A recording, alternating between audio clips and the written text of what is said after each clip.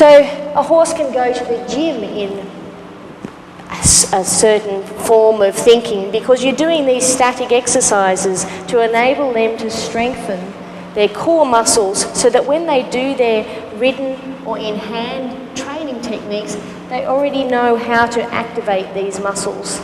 It's like you're going to Pilates on top of being a swimmer, a hurdler, a high jumper or a tennis player. You don't only just play tennis, you do cross-training and you do core stability exercises.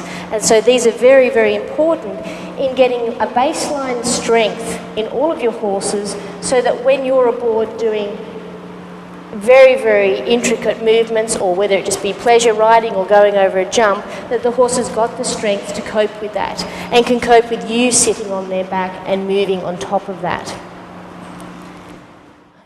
The next exercise in the group of core stability exercises is looking at not only flexing the spine and contracting the abdominals and the deep pelvic musculature, it's also looking at combining that position with the muscles that bend the pelvis sideways. So the muscles that move the spine laterally while the spine is still rotated.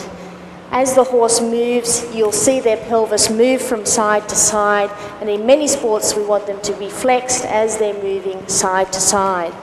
Some horses are weaker on one side than the other, or they're not able to facilitate the muscle action that does that manoeuvre.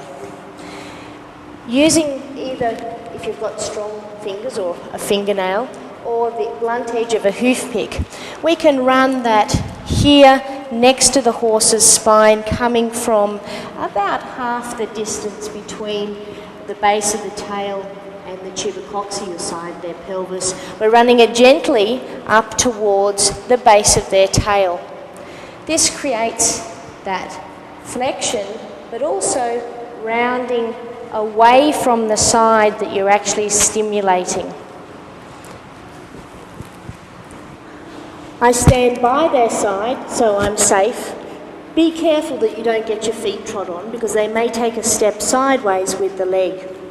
If I run the edge of the implement, just not the sharpest edge but the side, coming down towards their tail, they will tuck up and move their pelvis towards me. We repeat that technique again. As I said, I can use the technique on my own.